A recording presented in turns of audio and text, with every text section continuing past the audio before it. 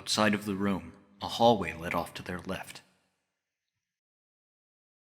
With nowhere else to go, they started down it. It turned left twice before they saw the elevator. In silence, they jogged up to it. Junpei pushed the C button.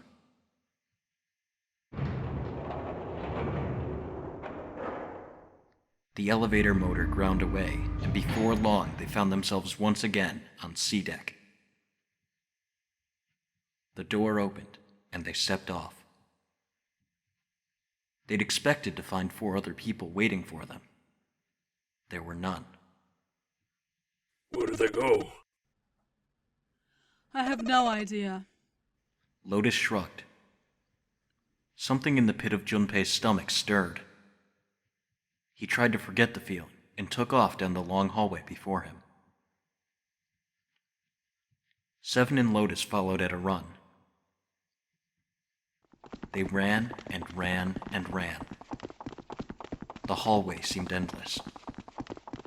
Their destination had already been decided. The door behind the central staircase. There was a sun symbol engraved on the keyhole of that door. And Junpei had the sun key in his pocket. That key would open the door. It had to. That was why they ran for the central staircase. They had run for quite some time when they arrived at the door at the end of the hallway. Junpei stopped. He laid his hand on the doorknob, his breathing heavy. Seven laid a hand on his arm. Hold on a sec there. Huh? We don't have a key for this one here, right? There is the Jupiter symbol engraved over the keyhole. Seven was right. They had no Jupiter key. Then we can't open this door. Unfortunately, no, we can't. Jeez. Sundoor's just gotta be on the other side of this, you know? Frustrated, he twisted the doorknob. The door opened. Hey! It opened! What? The others must have found the Jupiter key. Well, what are we waiting for? As he spoke, he shoved the door the rest of the way open. They rushed through and stopped cold. The terrible scene before them made their blood run cold. 3 people lay dead on the floor, covered in blood. Junpei felt a cold sweat trickle down his spine. He couldn't breathe. His legs shook. His body felt cold, deathly cold. But his blood was boiling hot. He could feel his mind begin to fade. He couldn't think. He couldn't concentrate. His mind was blank. What the hell? What the hell happened? Seven's voice was weak and broken. He edged toward the bodies, his movements stiff. He bent down over Clover and pressed his fingers to her wrist. Nothing. She's dead. Suddenly, Lotus moved. Before he understood what was happening, her hand was in Junpei's vest pocket. Hey! What are you doing? He leapt back. Lotus looked up at him, terrified. The key! Give me the sun key! Why? Why do you think? We have to get out of here before the murderer comes back. The murderer. The murderer. Once again, Junpei looked at the dead bodies. Santa, Clover, and Ace. That meant that the person who had killed them was... No, it couldn't be true. Before Junpei could react, Lotus dove back into his pocket and came out with the key. Let's go! Without waiting for Seven or Junpei, she ran straight for the central staircase. They followed. Junpei shut his eyes and swallowed his emotions. Morning would have to wait. Soon they stood in front of the door. Lotus shoved the sun key into the keyhole and twisted it hard. But Why? What happened? Nothing. Nothing happened. I didn't feel it unlock. Oh no. Is it the wrong key? I don't know, maybe. Lotus sighed, defeated, and leaned against the doorknob. She felt it twist. A small gap appeared between the door and the frame. What the hell is this? You mean the door was already unlocked? Why? How would I know that? Whatever. Let's just go. Lotus took a deep breath and slowly opened the door the rest of the way.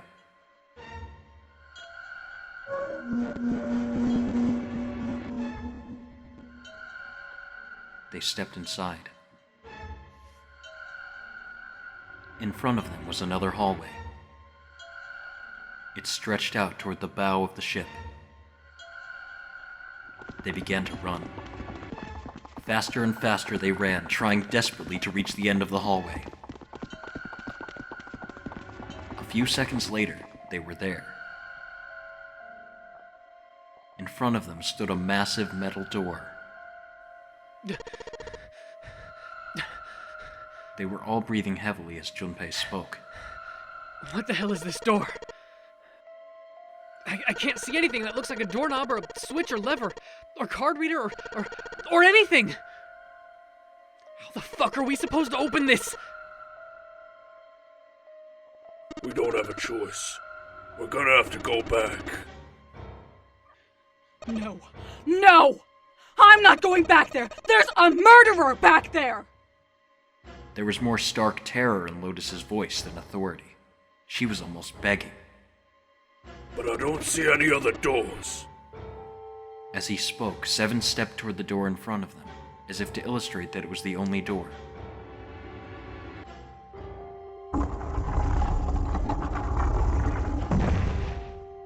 It opened.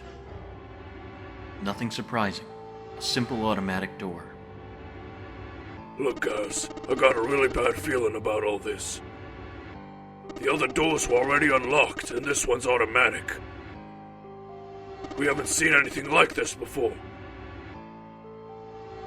How could their situation possibly get worse? 3 people were already dead. They'd hit the bottom, Junpei told himself. There was nowhere to go but up. He stepped through the door. And whatever hope Junpei had managed to summon disappeared. No. No, no, no, no, no! It wasn't true. It couldn't be true. It was impossible. Utterly impossible. It was a dream. It had to be a dream. A nightmare. Yes, it was a nightmare. And if he could just wake up. He was seeing things. Yes, that was it. This was a hallucination. A lie. It wasn't real. It wasn't real. It wasn't real. Right? June. No. No, the code names meant nothing now. Connie. Connie! Connie! Junpei cried out and leapt through the door. He flew to her side, his heart like a stone in his chest. Connie! Connie! Hang on! Junpei swept her up and shook her by the shoulder. She moaned, and her eyes fluttered open, but only barely. Connie! Junpei? Her face was pale, and her lips were dry and cracked. Her eyes were blank and cloudy. They stared straight at Junpei, but saw nothing. Junpei put his hand against the small of her back to hold her up. It felt warm and wet. He lifted his hand up. It was covered in blood. Oh man. Connie! What the hell happened to you? How did this happen? It was all he could do not to break into tears. Junpei, I'm sorry. Her voice was thin, a minuscule thread that was the only thing keeping her with him. I might not make it. No way! No way am I gonna let you die! I'm gonna save you. I promise! Thank you, Junpei. Thank you so much for everything. I was really happy to see you again, Junpei. Really happy. Don't give me that I was crap. You're gonna see me again. Lots more times. You've just gotta hang on. Alright, Connie? You... What could he do? He looked up from Connie, desperate for something. Anything. Then he saw it. A small submarine. A submarine. What on earth was a submarine doing here? No, that didn't matter. Nothing mattered, except saving Connie. That was the only thing he wanted. Junpei turned his head back to look down at her. Hang on, alright? There's a submarine over there. I'm gonna go see if it works. No, don't go. Please don't go. Please, just stay with me, okay? I want to be close to you, Junpei. When I... Connie. Junpei, did you know? You meant a lot to me when we were kids. I've liked you for a long time, Junpei. A really long time. Junpei's vision had gone blurry. It took him a moment to realize his eyes were filled with tears. He could feel a piercing point of heat deep in his heart, like a white-hot flame. Junpei, do you remember how we hung out a lot when we were kids? We went to the pool, to the fair. Do you remember playing snowball at the school? All of those moments are treasures to me. But I also wanted to go to a lot of other places with you. A lot more. But that won't happen now. No! I mean, yes! Yes, it will happen! We'll go to all sorts of places, Connie. You hear me? I promise! We'll go wherever you want! Really? Yeah, really. I swear. That makes me happy. Really happy. She said it to herself, over and over, a weak smile crossing her tired face. Junpei, I feel sleepy. No, Connie! Don't fall asleep! Thank you, Junpei. Thank you so much.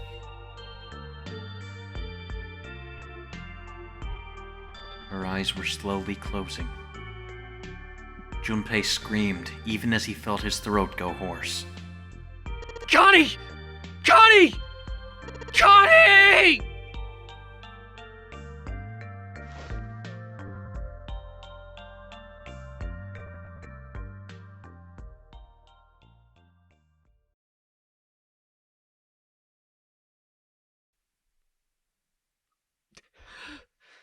Time passed. Junpei wept, curled around Connie's body.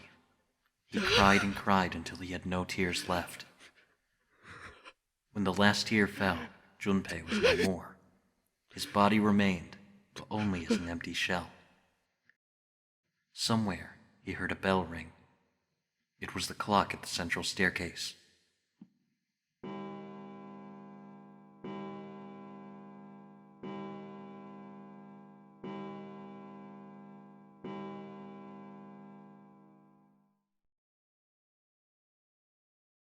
It rang 5 times, then faded. 5 o'clock. Quietly, gently, softly, he set Connie down on the floor. Slowly, Junpei stood. Only then did he realize that Seven and Lotus had not followed him. Where had they gone? Slowly, he looked around the room.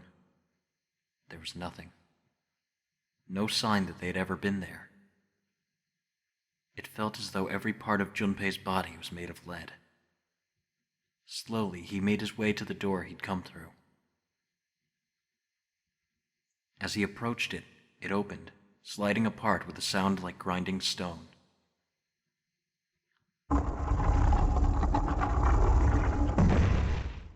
Junpei passed through the gate and into the hallway.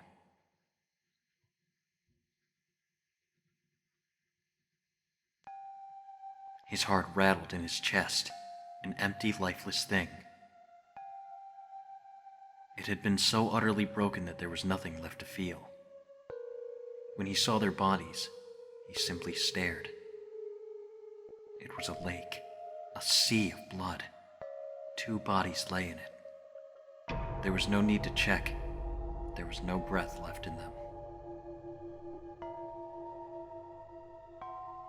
His eyes lit on Lotus's wrist, her bracelet. It was gone. He stared. It meant nothing to him. He didn't care anymore. He couldn't care anymore. Junpei's body felt numb. A part of him knew the lump of lead in his chest had once been a heart. He couldn't quite remember what it had been for. Tears poured from his eyes in great streams. He wasn't sure why. He gave up trying to make them stop. He turned around. The door opened again, and slowly, numbly, he walked through. He kept walking. Why stop? An object set in motion. Simple inertia carried him forward. Eventually, he found himself in front of the submarine. His arm reached for the hatch.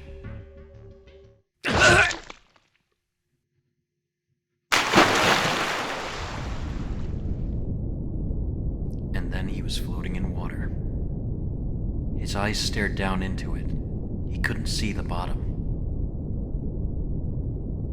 His back was hot. Dimly, he felt the blade of a knife in it. Who? One dead body lay behind door number 5. The body of the 9th man. Another lay in the shower room. The body of Snake. At the central staircase were 3 more. Ace, Santa, and Clover. Just outside the door were 2 corpses. Those of Seven and Lotus. And in this very room lay the body that had once been Connie. And now, Junpei would join them. Who, then, had killed them all? Who?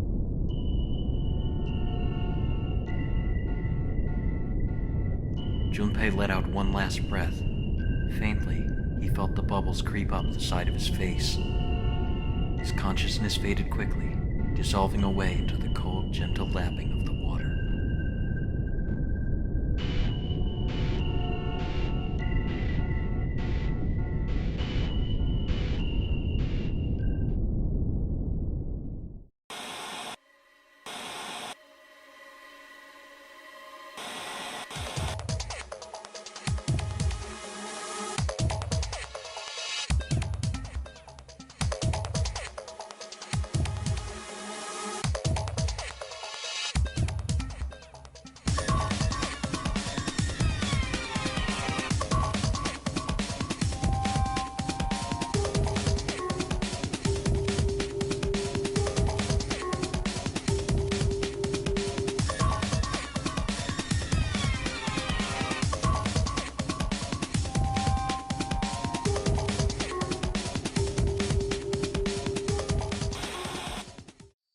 next time.